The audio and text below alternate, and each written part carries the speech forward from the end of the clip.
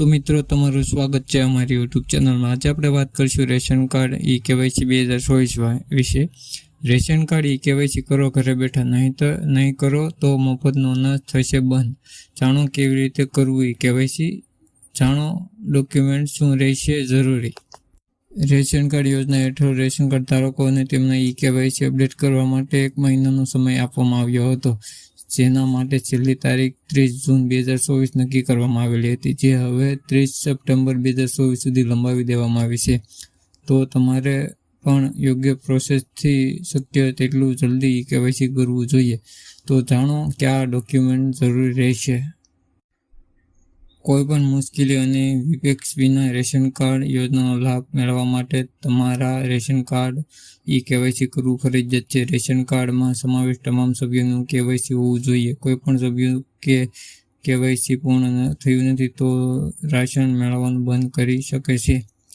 તેથી પહેલાં તમારા રેશન કાર્ડમાં સમાવેશ તમામ સભ્યોનું કેવાયસી સ્થિતિ તપાસો અને જાણો કોઈ સભ્યનું ન થયું હોય તો તેને ચોક્કસપણે અપડેટ કરાવો। શા માટે ઈ-કેવાયસી કરવું પડે છે? દેશમાં ઘણા એવા રેશન કાર્ડ ધારકો છે જેમના પરિવારના સભ્યોનું અવસાન થયું છે અને તેમના નામે પણ રાશન લેવાય છે। આવા કારણોસર આવા પરિવાર સભ્યોનું નામ રેશન કાર્ડમાં દૂર કરવા માટે ઈ-કેવાયસી પ્રક્રિયા કરવામાં આવી છે। રાશન કાર્ડ ઈ-કેવાયસી કેવી રીતે કરવું? રાશન કાર્ડ ઈ-કેવાયસીની 3 પ્રક્રિયા છે જે દ્વારા કેવાયસી પૂર્ણ કરી શકાય છે। પ્રથમ પ્રક્રિયા CHC જન સેવા કેન્દ્ર દ્વારા। રાશન કાર્ડ ધારકો ઓનલાઈન માધ્યમથી ઈ-કેવાયસીની પ્રક્રિયા કરી શકે છે। આ માટે કાર્ડ ધારકો પહેલા સરકાર દ્વારા માન્ય પ્રાપ્ત CHC પબ્લિક સર્વિસ સેન્ટર પર જવાનું રહેશે। CHC જન સેવા કેન્દ્રમાં માહિતી લીધા પછી કાર્ડ ધારક કે તેના દસ્તાવેજ સબમિટ કરવાના રહેશે। ત્યાર પછી જન સેવા કેન્દ્ર ઓનલાઈન માધ્યમથી ઈ-કેવાયસીની પ્રક્રિયા પૂર્ણ થશે। આ માટે જન સેવા કેન્દ્રમાં કોઈપણ વ્યક્તિ પહેલા રેશન કાર્ડ સત્તાવાર વેબસાઇટ પર જાઓ। આ વેબસાઇટ પર રાશન કાર્ડ ઈ-કેવાયસી બટન પર ક્લિક કરવાનું કાર્ડ ધારક તમામ માહિતી અપડેટ કરશે।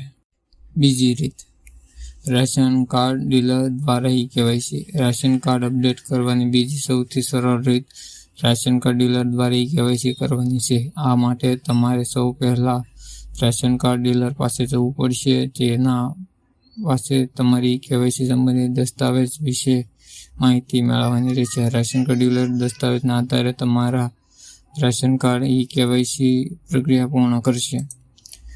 ત્રીજી પ્રક્રિયા મોબાઈલ એપ્લિકેશન દ્વારા। મોબાઈલ એપ્લિકેશન દ્વારા માય રેશન કાર્ડ એપથી ઈ-કેવાયસી કરી શકાય છે સૌથી સરળ રીતેથી। આ એપની લિંક જોતી હોય તો કોમેન્ટ કરજો।